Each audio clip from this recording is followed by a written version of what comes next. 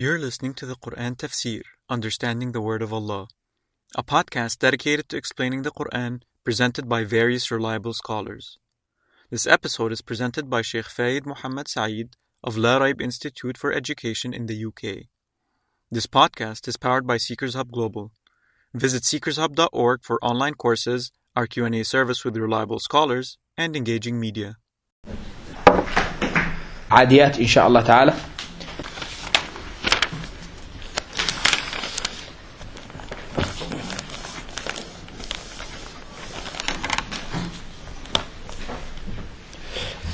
This surah, the first name of this surah is al Adiyat. And adu is, in language, is when someone is running fast. Normally they use it for horses. Allah subhanahu wa ta'ala said, for horses. And they called, when adu is when you jump, when you stretch and jump. And even from humans, from men as well, there were some people, they used to call them, they used to have this title, those people who can run very fast and jump. So Rabbi subhanahu wa ta'ala said Al-Adiyat. Al-Adiyat is from running very fast. Adu. And it was called as well Surah Wal Adiyat. The first name is Surah Al Adiyat.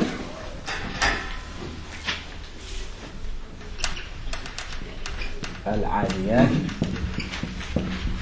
The other name is with Wal Adiyat. You might say, does it make a difference? No, it doesn't make a difference. However, it shows you how precise they were, the Sahaba alayhim, in writing everything. So, it is, when we come to the Quran, it's not even about letters. It is about the haraka in the letter. It makes a big difference.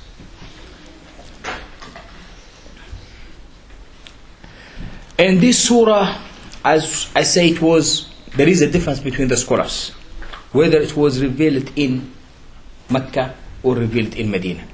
And just if you stop writing for 1 second, let me explain to you.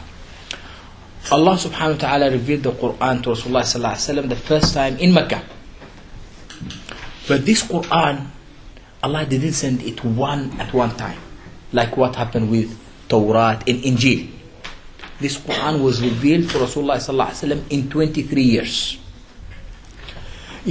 Why in 23 years? Because Rabbi subhanahu wa ta'ala said, and we send the Qur'an down to you in 23 years, لِنُثَبِّتَ بِهِ فُؤَادَكَ, in order to strengthen your heart and your iman. So it's not rules and information that you take, but you go and Allah subhanahu wa ta'ala wanted the ummah to understand. So it was going slowly. That's why Sayyidina Abdullah ibn Umar radiallahu anhu said, Rasulullah sallallahu alaihi wasallam would not teach us more than 5 ayah, 5 verses. And they were Arabs. They were able to memorize. But he wouldn't teach them more than 5 ayah, 5 verses. So he said, we read it, we memorize it, we understand it, we implement it, and then we take another 5 ayah. So there is no contradiction between someone's knowledge and their action, because they were going parallel together. Unlike now what we have mashallah hundreds of thousands of huffaz of Quran, but there is no knowledge of Quran. You don't see the nur of the Quran in their actions and their deeds, because we concentrate in teaching and not implementing and spreading the khair. So Abdullah ibn Umar said, Rasulullah sallallahu alaihi wasallam will teach us 5 ayah, 5 verses only. You read them, you memorize them, you understand them, you implement them, and then you take another 5 ayah. So Allah revealed the Quran to Rasulullah sallallahu alaihi wasallam in 23 years. 13 years in Mecca. When Rasulullah sallallahu alaihi wasallam was in Mecca, 13 years. And by the way, in the Mecca era, most of the ayat were very short. The surahs were very short. In all the ayat of Mecca era was speaking about Iman. Because Iman is a foundation. It didn't speak about any of the rules. For example, khamr wasn't haram in Mecca, became haram in Medina. Alcohol became haram in Medina. It wasn't haram in Mecca. 13 years. Fasting wasn't prescribed in Mecca. It was prescribed in Medina. And that's why Sayyidah Aisha radiallahu anha said a very great thing. She said, Allah subhanahu wa ta'ala from His rahmah, she said He was speaking about Iman in Mecca, 13 years. And He didn't say to the Arabs, stop drinking khamr. And Sayyidah Aisha said, if the Qur'an was to start by telling them, don't do this, don't do this, don't do this, they would say we are better off without this deed. We don't need this deed. But 13 years Allah was building their iman higher. So when they came in Mecca, even when they came to Medina, Allah subhanahu wa ta'ala didn't say just stop drinking straight away. The first ayah Allah subhanahu wa ta'ala said, and until now it is in the Quran, Allah said, لا تقربوا الصلاة وأنتم سكارى. Do not pray while you are drunk. So what will happen is, how many times do you pray a day? 5 times. So you cannot drink, because if you are drinking, you cannot pray your dhuhr. Then you cannot pray your asr, maghrib, isha, fajr. Slowly until the end, Allah subhanahu wa ta'ala said, إنما الخمر والميسر والأنصاب والأزلام. Allah subhanahu wa ta'ala said, khamr, gambling, all this said, riches, the evil thing that destroys people. So they said the Sahaba, all of them, they start throwing the khamr outside their houses. So building iman. So the Quran was revealed to Rasulullah sallallahu alaihi wasallam in 23 years.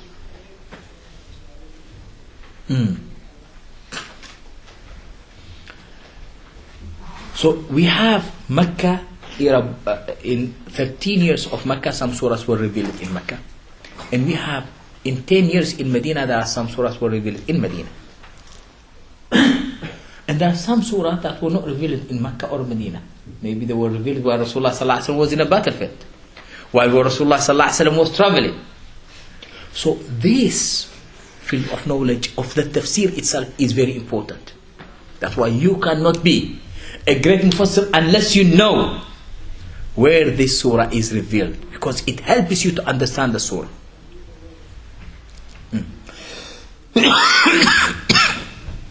So Surah al Adiyat is from the surah that we have difference between the Sahaba where it was revealed. Some of our Sahaba, they said it was revealed in Mecca. Some of them, they said no, it was revealed in Medina. So among the scholars that said it was revealed in Mecca is Abdullah ibn Mas'ud radiallahu anhu, the great mufassir that we said, and Ata and Ikrimah. While another Sahaba, they said it was revealed in Medina, which is Sayyidina Anas radiallahu anhu and Sayyidina Abdullah ibn Abbas. And by the way, when we go through the tafsir, we speak about some personality. I will give you a brief. You know, Abdullah ibn Abbas radiallahu anhu is the cousin of Rasulullah sallallahu alaihi wasallam, and he was such a beautiful Sahabi. In his young age, he achieved what he achieved because of his great character, great adab. Subhanallah, when he was a young boy, he wanted to be close to Rasulullah sallallahu alaihi wasallam, and he was very smart, because there are a lot of Sahabas, all of them are around the Prophet sallallahu alaihi wasallam, so he cannot cross, and he cannot fit. So what he's done is, Rasulullah sallallahu alaihi wasallam was married to his auntie. So he used to go and he say, "Auntie, I will spend the night with you." So she would say yes. And he himself is telling us, this is part of his, can say, striving to learn. So he said, "I will come and I will." So Rasulullah sallallahu alaihi wasallam said, in one night, Rasulullah sallallahu alaihi wasallam came and he said to his Maymuna, and Maymuna, this wife of Rasulullah sallallahu alaihi wasallam. You see, this is tafsir. When we say about tafsir, we speak about everything. So may Allah make it easy. Maymuna herself, and the way Rasulullah sallallahu alaihi wasallam married Maymuna was strange. This aunt of Sayyidina Abdullah ibn Abbas.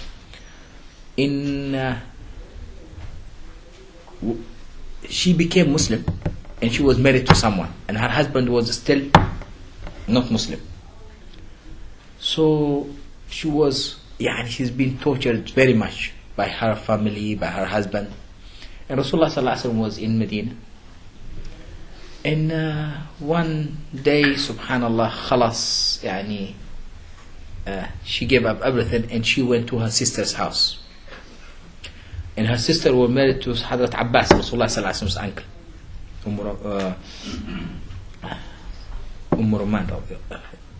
Umm al-Fadl radiyallahu anha.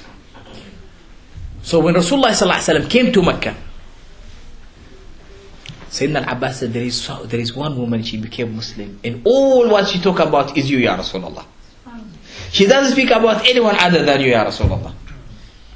So Rasulullah sallallahu alaihi wasallam said, okay. And they said, her husband had divorced with her, she left her husband, she have got no one. And that's why for most of our Muslim men, they just want to marry the second, the third, the fourth, and they don't understand. In that society, Rasulullah sallallahu alaihi wasallam, when he was getting married for a great purpose. Salama radiallahu anha, when her husband died, when Rasulullah sallallahu alaihi wasallam came to propose, she said, I cannot marry you, Ya Rasulullah. He said, why? She said, for 3 reasons. First, she said, I'm older than you. Second, I've got a lot of children. Third, I'm a very jealous woman and everyone loves you. Rasulullah sallallahu alaihi wasallam, the issue of age, he didn't even reply. Because when he was 25 years old, he married Sayyidah Khadija. He was 40 years old. It is irrelevant to Rasulullah sallallahu alaihi wasallam. He said, your children, he said, are my children. I said, I will look after them. That is the main purpose that I'm marrying you. Because you can give sadaqah to someone. You can give them a charity. But when you marry someone, she will put her hands in your pockets. Everything you own is hers.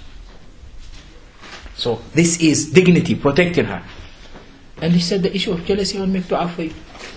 So this is why Rasulullah sallallahu alaihi wasallam married. So when they told him her husband divorced her, and Maskeen, she's living with us, she's got no one to look after her, Rasulullah said, I will marry her then. Subhanallah. Even he didn't see her.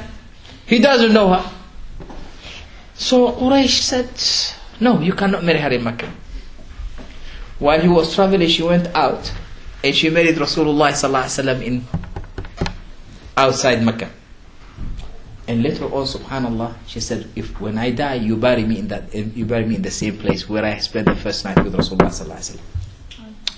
So this is his auntie. So he said, can I stay with you? She said, yes. Rasulullah sallallahu alaihi wasallam, when he came in to the house, Sayyidina Abdullah ibn Abbas was making himself, as he said, I was making myself as if I was sleeping. So Rasulullah said, do you have a guest? She said, yes, Abdullah, your cousin is here. She didn't say, my nephew. Look at the hikmah. Look at the hikmah. Even the way you speak is very important. If you say, my nephew, it means the house is not his house. Said, your cousin is here. And I didn't bring anyone a stranger. So it's your cousin. So Rasulullah sallallahu alaihi wasallam said, okay.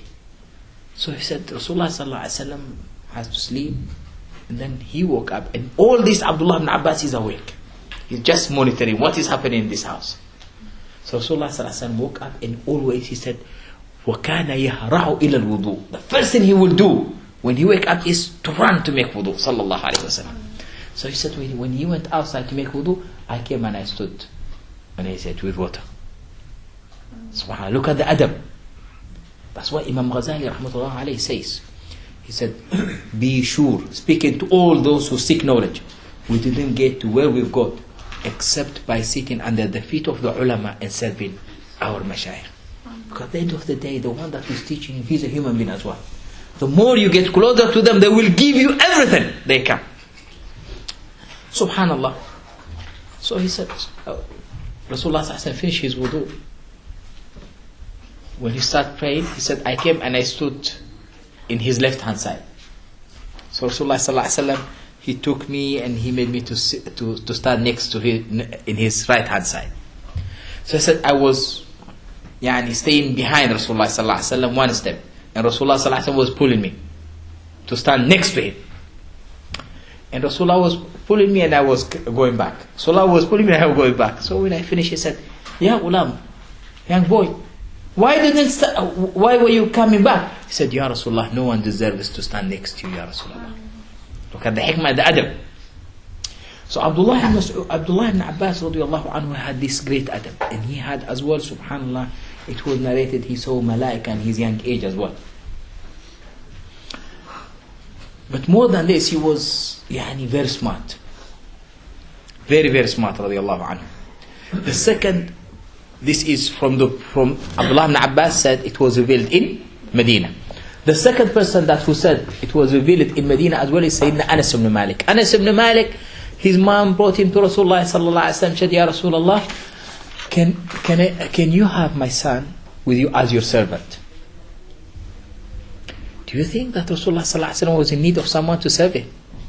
Because Sayyidah Aisha said when she was asked, she said he used to repair his shoes, he used to clean the house, and he used to serve his family. But his mother was as well, mashallah, very smart, very wise. She didn't say, "Ya Rasulullah, I'm giving you my son so that you can teach him," because he's got the whole ummah to teach. So he's not going to treat her son different than anyone else. But she said, "Ya Rasulullah, accept him as a servant." So Rasulullah is not going to say no. And Sayyidina Anas said, "I stayed with Rasulullah sallallahu alaihi wasallam 10 years, and he has never given me a command to do something, and he didn't say to me, don't do anything."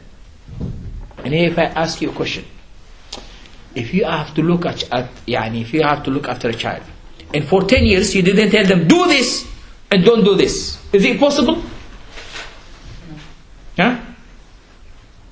Am I teaching a child if I don't ask him to do things, and if I don't say to him, don't do something? Am I teaching him? I'm looking after this child. Am I educating this child? Is that possible to educate someone without telling them, do this and don't do this? Is it possible? Is it possible? I'm asking you a question. Huh? So, how was Rasulullah sallallahu alaihi wasallam teaching Sayyidina Anas? He will teach him indirectly. Always. At the moment he wouldn't tell him, do this. Even if he's doing a mistake. And this is a subject that we have to learn. So inshallah, I don't want to take too much time, but inshallah, write the names, and when there is a time for question and answer, ask me about this. Inshallah, we'll go through this. And Qatada, as well, one of the students of Sayyidina Abdullah ibn Abbas. These three, they said it was revealed in Medina.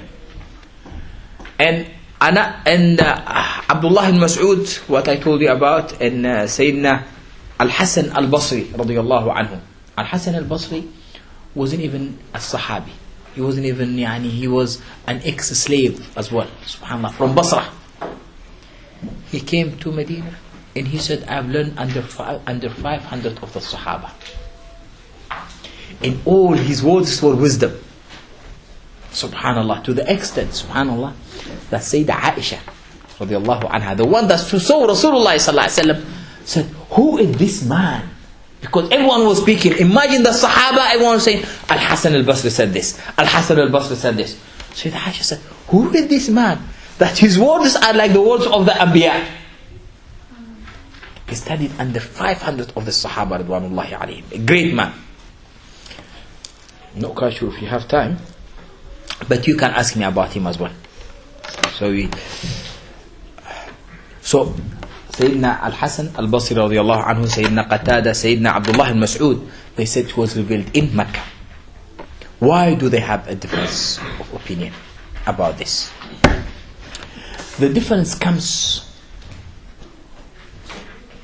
from the understanding of Sayyidina Abdullah ibn Abbas and Sayyidina Ali ibn Abi Talib. And here I just want you to stop right in. I will explain this to you, and then from this, inshallah, we'll go. Sayyidina Abdullah ibn Abbas said, in authentic narration, someone came to me, said, and asked me, Allah said, Al Adiyat. What is this Al Adiyat?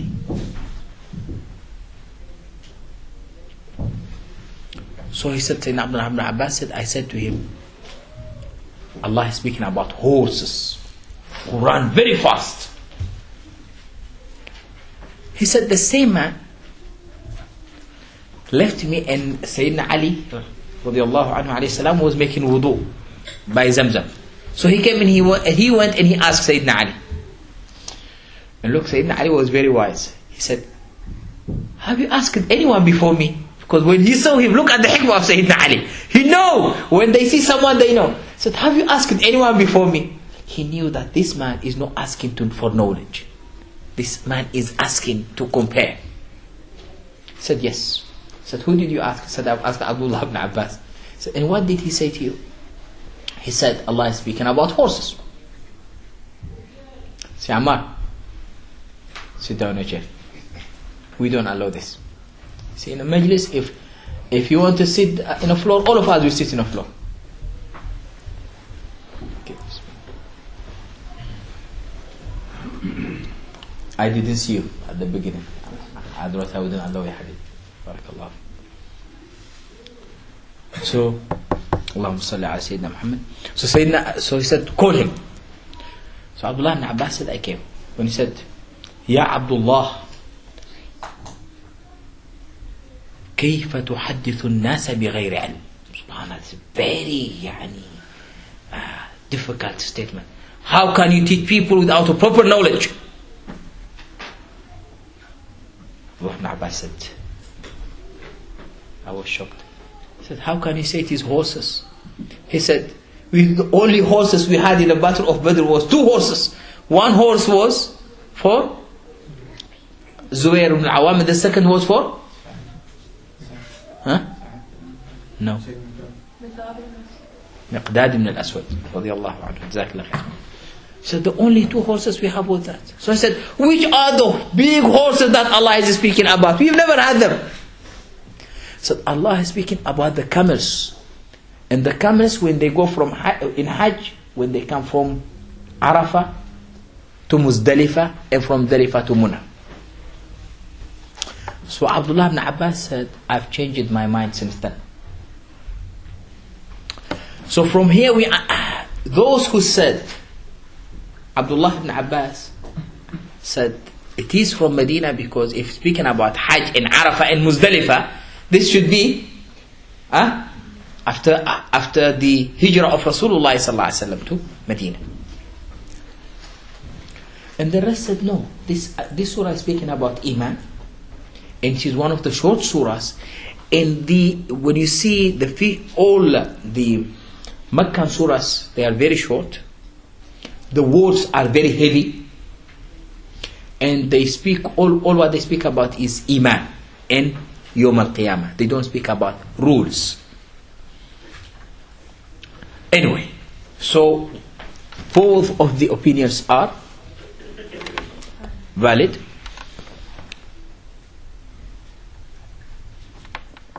And I don't want to say what I think. I will leave it to myself, because I'm just giving you what the ulama have said. And those who say it was revealed in Mecca, they said it was the surah number 14 to be revealed to Rasulullah sallallahu alaihi wasallam. Surah number 14. It was revealed after Surah al Asr. So Surah al Asr was surah number 13 to be revealed to Rasulullah sallallahu alaihi wasallam. Now it's not according to the order what you see in the Mus'haf. When the Qur'an was sent down to Rasulullah sallallahu alaihi wasallam, it wasn't according to the order that you have in a Mus'haf. Okay?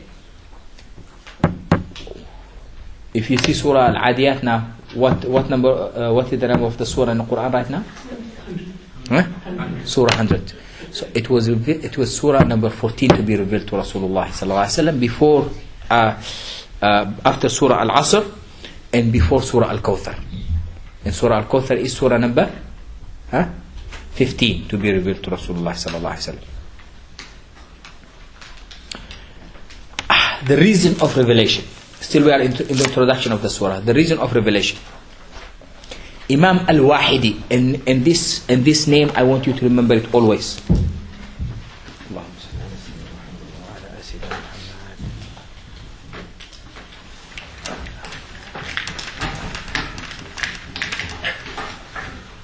al-Wahidi.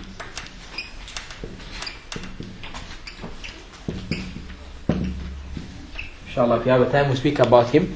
Imam al-Wahidi was the first one to write about the reason of revelation of the Qur'an. He wrote a whole book. All what is done in his book is there is no tafsir, there is no explanation. What he said, the reason of revelation of each and every surah. And this is very important for a mufassir, because sometimes when you have the ayah, when you understand why it was revealed, it helps you in understanding the ayah. And it helps you when you are around in similar circumstances. It helps you. So Imam al-Wahidi narrated that Rasulullah sallallahu alayhi wasallam sent some of the companions to Bani Kinana, an Arab tribe, and the Amir of that group of people was Al-Mundhir ibn Amr al-Ansari radiyallahu anhu, one of the Sahaba. Al-Mundhir ibn Amr al-Ansari.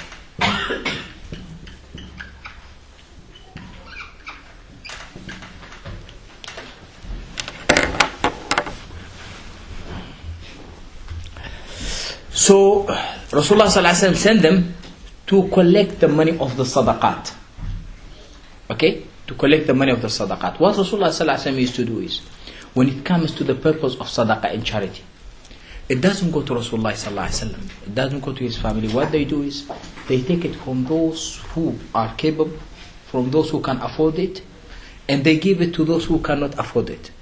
So these Sahaba, they went and they didn't come back. They took long. So some people said, the group that Rasulullah sallallahu alaihi wasallam sent, they've all been killed and they are not coming back. So Allah subhanahu wa ta'ala said, وَالْعَادِيَاتِ ضَبْحًا. Their horses is going even far than what you can imagine. This is what Imam al-Wahidi said, radiyallahu anhu.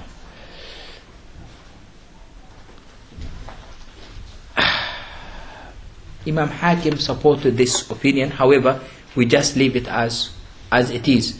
I'm not going to say this is the very reason of the revelation of this ayah, because this reason of revelation, it doesn't go with our understanding for the surah itself. Inshallah. But I have to tell you so that when you read something like this, so that you say, I've learned the tafsir of Surah al Adiyat, I wasn't told about it. Okay? Inshallah. The purpose of this surah. Now. Yes, please, you can ask your question. So that reason of revelation, it would go with the surah being revealed in Medina. Is there a reason of revelation for the surah being revealed in Mecca? No. This reason of revelation was narrated by Imam al-Wahidi. Imam al-Wahidi, as I said, if I was to read it from a critical point of view, his book, he collected all the reason of revelations for every surah. However, sometimes you might see that he is struggling to bring a reason of revelation for every surah. Because there are some surahs they don't have reason of revelation. And that's why most of our ulama, they say, subhanAllah, everything that he wrote, we cannot take it. And anyway, from everyone, the only one that we take everything that he said is Sayyidi sallallahu alayhi wa sallam. Mashi. The purpose of these surahs. The purpose of these surahs, Allah subhanahu wa ta'ala is speaking simply about human nature. About human nature.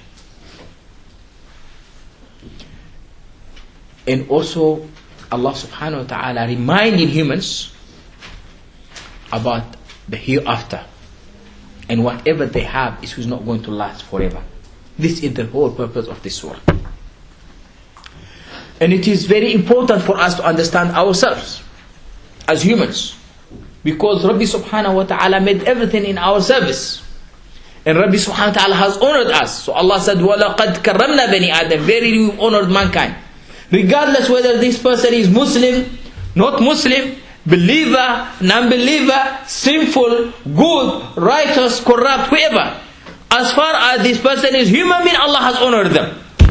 Allah said in Surah Al-Isra, وَلَقَدْ كَرَّمْنَا بَنِي آدَمَ. Verily we've honored mankind. So every human being is honored. That's why Rasulullah ﷺ stood up for the janazah of a Jewish man in Medina. An authentic hadith. The Sahaba said, Ya Rasulullah, he's a Jewish man. He said, أَلَيْسَتْ نَفْسًا? Isn't it a human soul? Sallallahu alayhi wa sallam. And these are the kind of teaching of our deen that we have to understand.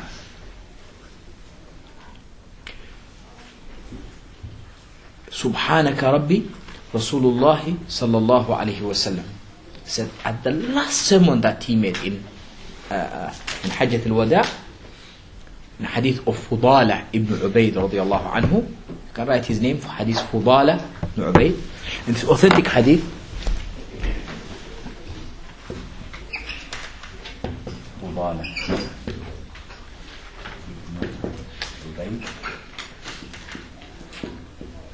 Rasulullah sallallahu alayhi wa sallam said, Al-Muslimu man salima an-nas. Muslim is that people are safe from his verbal and physical actions. SubhanAllah, people are safe.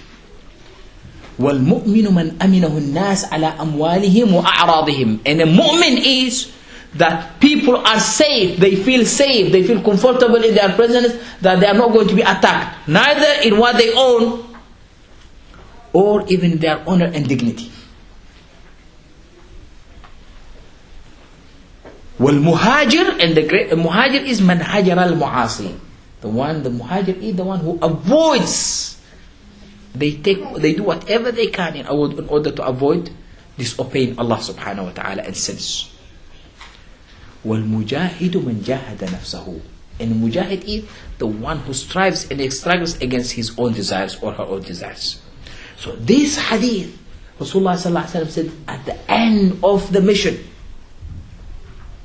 And in all this, Rasulullah sallallahu alaihi wasallam said, An-nas, mankind. So understanding ourselves as humans is part of this deen. It's very important for us.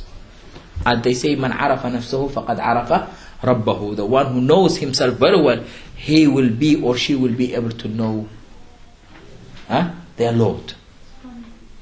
Because it all starts from you, to understand yourself. So this is the purpose of the surah. I think it's already now 11:35. I think they said it's 11:30. I would be very happy to continue, but inshallah, you might say we didn't start the tafsir of the surah.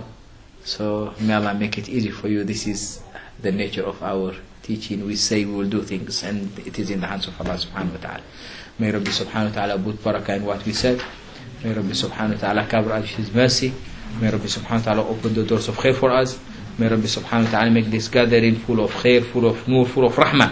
May Rabbi subhanahu wa ta'ala forgive our sins. May Rabbi subhanahu wa ta'ala make us a source of spreading the khair of Rasulullah sallallahu alayhi wa sallam. اللهم إنا نسألك يا رحمن يا رحيم رحمة من عندك تهدي بها قلوبنا تجمع بها شملنا تلم بها شعثنا ترد بها ألفتنا. اللهم اجعلنا يا الله من أهل القرآن فهم أهلك وخاصتك. اللهم علمنا منه ما جهلنا وذكرنا منه ما أنسينا وارزقنا قراءته وتلاوته آناء الليل وأطراف النهار. سبحان ربك بالعزة عما يصفون وسلام على المرسلين والحمد لله رب العالمين. Inshallah, I promise you one thing, next week inshallah we'll start the tafsir of Surah al Adiyat. جزاكم الله خير. بارك الله فيكم.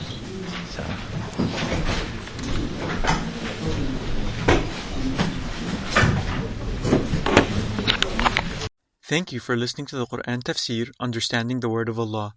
Help Seekers Hub give light to millions around the world by becoming a monthly donor at seekershub.org/donate. Your donations are tax deductible in the US and Canada.